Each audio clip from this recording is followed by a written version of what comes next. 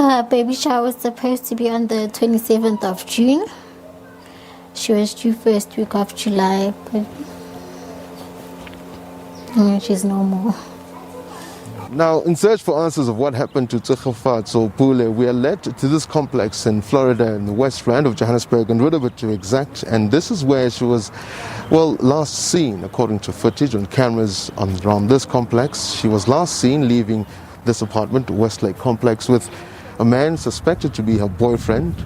The lady was reported missing on Sunday, after the family last saw her on Thursday, and we were called here yesterday that there was a person who's hanging, and indeed when we arrived we found that the person was hanging, but in our scene investigation we found out that that might not be a suicide. We had to open a case of murder because after they checked they found out that the woman had a wound on her upper body. So that led us to open a case of murder.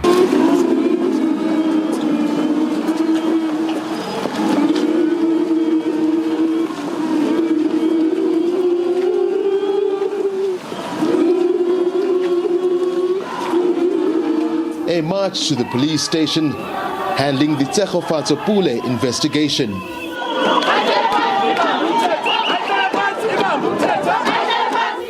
And their demands were unambiguous. We want him to redeploy his soldiers to the street to tackle the scourge that is facing us, because we might wake up to a motherless nation. To the Minister of Police, we are here today to demand that the Minister of Police to act swiftly and ruthlessly to bring the murder of Tshegofatso Pule to justice.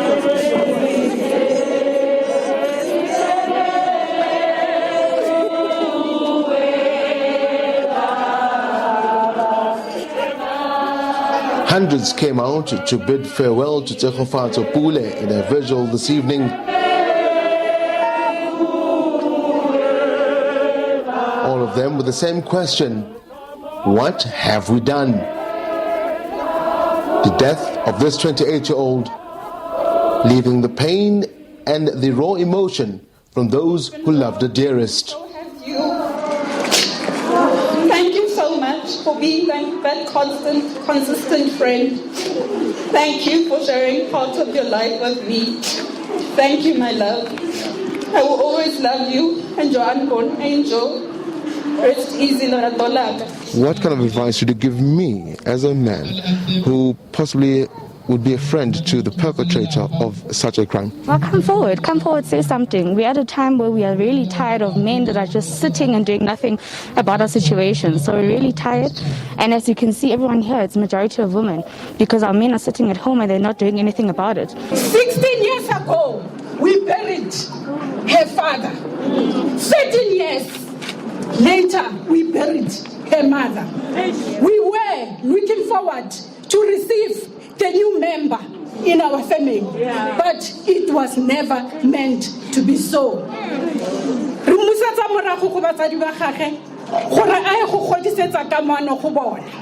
Only God knows why. For a moving ceremony.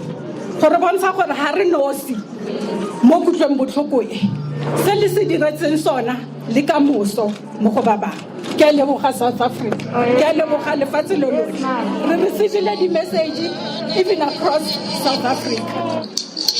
And I know you live in me. It said fever, you're a legend, and I smile and my mind would fly. Every day of my life watching you deceive my time, deeper one bubele back, dinchena je kue viva. You are a legend.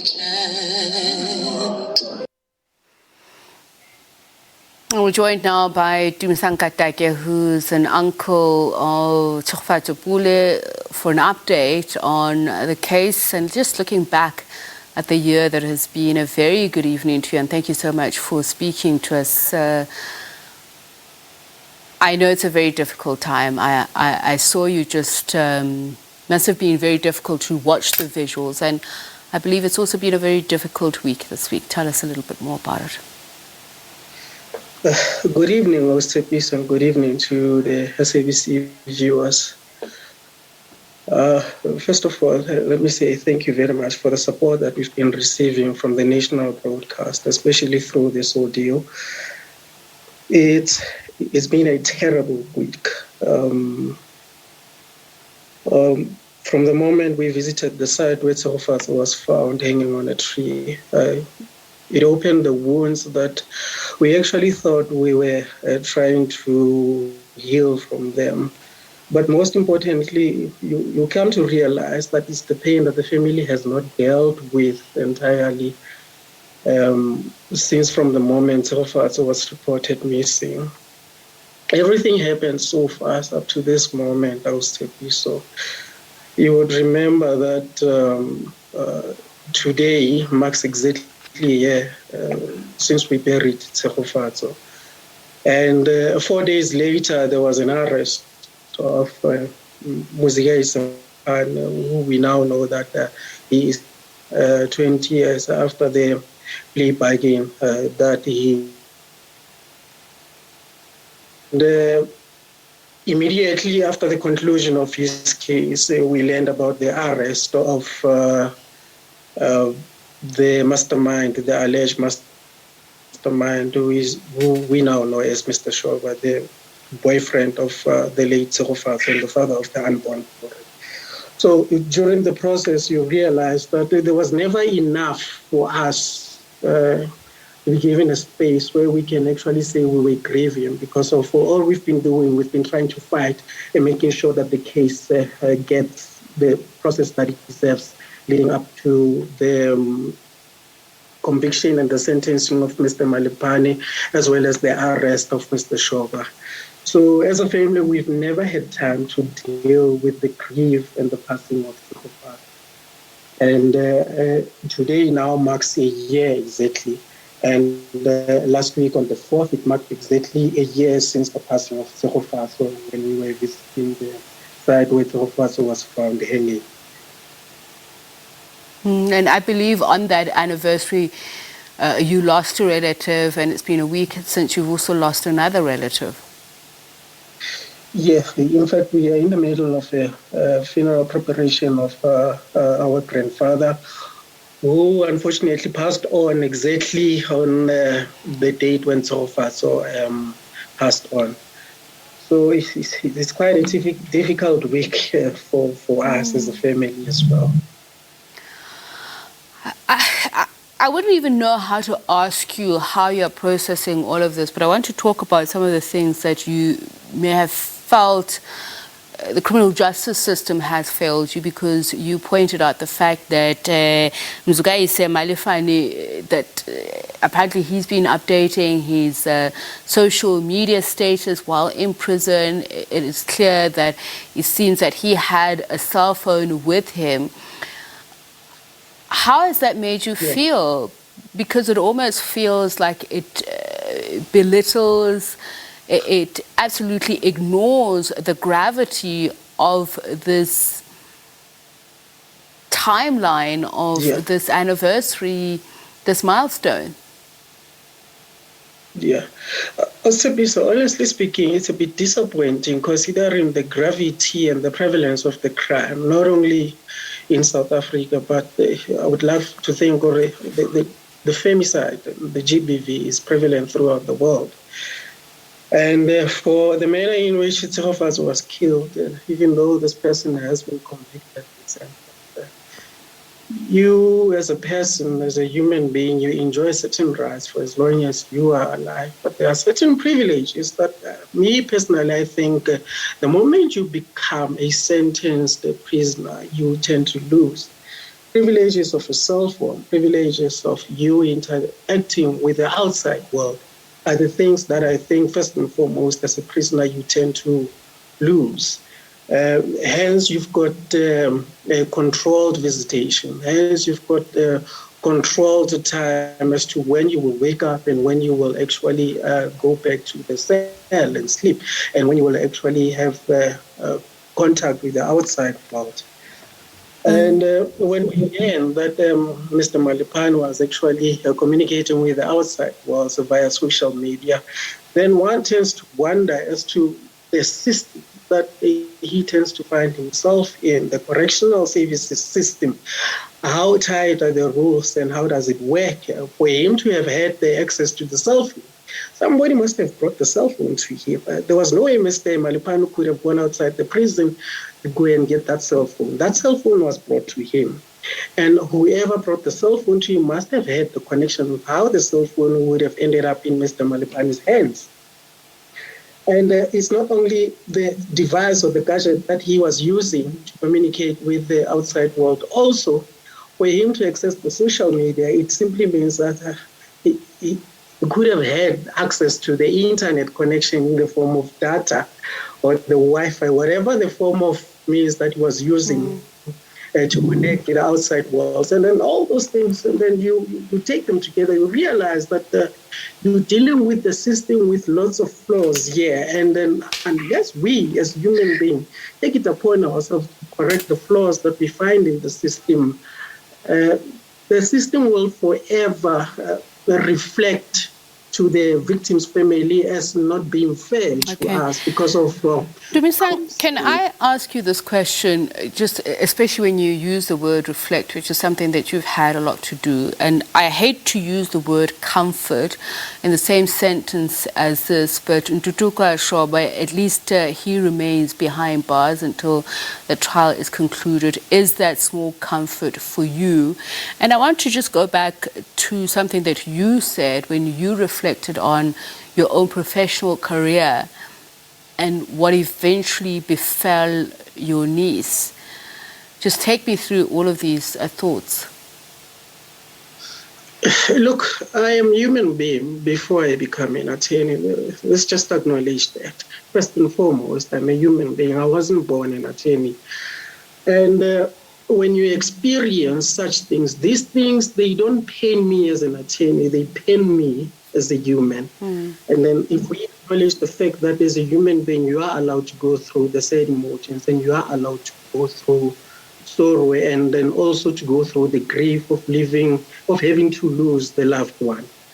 So I heard all those things that they were said about the ethics, then the legal rules. Then those things, they do not define me as a person. They define me as a professional. But as a human, first and foremost, you've got relatives. And then you've got nieces, you've got sisters, you've got brothers, you've got parents, you've got grandparents. And all these people, when you lose them, especially if they shared a very special bond with you, you are bound to feel the pain. And you have to take a stand at some point. Let us just acknowledge the fact that a lot of things that are happening, and then we go and defend, for instance, a criminal, and then that criminal is acquitted. Does it mean that that criminal, they've learned their lesson, they will never do it? A lot of them, we see them going back to the streets and continue with the same criminal activities. And they know they've got somebody by the name of Tumisang Katake who will come and actually represent them. And then they will make it a point that they do a job well done, and then they will get acquitted.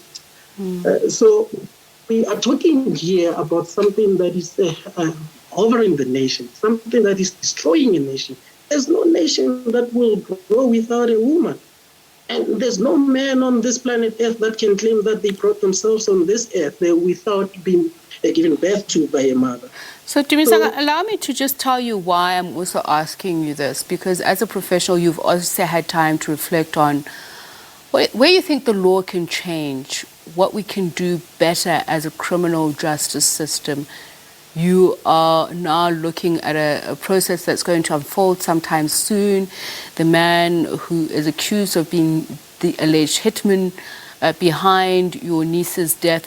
What do you think the system needs to do for a better experience for families like yourselves, to protect young women, young girls out there, other future victims of such heinous crimes? Yeah. So let me just there chip in to say the law on its own is not going to work. For the law to effectively work, it needs the cooperation of ordinary citizens like you and I.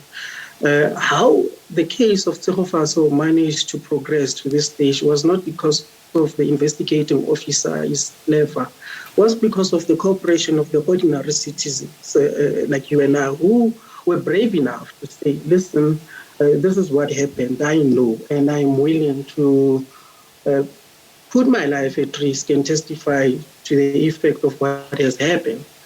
Unless we change the mentality and the mindset of the ordinary citizens to say the justice system on its own is not going to work, it needs the full cooperation and the participation of the ordinary citizens. The law will just remain as good as the paper that is written on it. But if we teach people to say, if we know the wrongs that are happening in our community and we stand up for those wrongs in order to live in a crime-free South Africa, or at least where the South Africans are experiencing the minimal crimes, we have to stand up as the community and we have to take it upon ourselves to be responsible and to own the space that we live in order to make sure that the space that we find ourselves in is secure and safe for not only us but also for our children. What would you think should be foremost in those teachings, community programs that we run, especially directed at young men, young women, in forming better individuals? And I'm not talking about empathy here, but to prevent this kind of... I remember the person who reported having seen Tshegofatso's body said, I can't unsee what I saw. So that also traumatizes the society as well. Yeah. Look, it starts at home. It starts at home. If I happen to have an uncle who I know steals cars, and then I don't report that to the police, or I don't report that to the law enforcement agencies, who knows what's going to happen? My uncle is not only going to steal that car. One day he's going to hijack and he's going to shoot somebody. And when he shoots that somebody, it's a life loss to the family members of that person. It starts at home. You can't leave a defect at home and want to fix the defect and want to go and fix the defects that you happen to find in your neighborhood. It's not going to happen. If we going to practice the saying that the charity begins at home, I think all of us are going to be living in a very harmonious society where especially the contact crimes are going to be at a very minimal level. We really appreciate your time in speaking to us. It's a difficult time, and we hope that this could be a lesson to many others and it can help bring about stronger communities, build stronger communities. And thank you so much for taking the time to speak to us on this very difficult day. And as you said, there have been further deaths in your family, so there's a lot to take in. Thank you very much for speaking to us, Tumisang. Tumisang Katake is the uncle of Tshegofatso Pule, and remember that Ntutuko Shoba has been charged with premeditated murder after the man who confessed to killing Pule turned state witness. The trial has been set down to begin in October.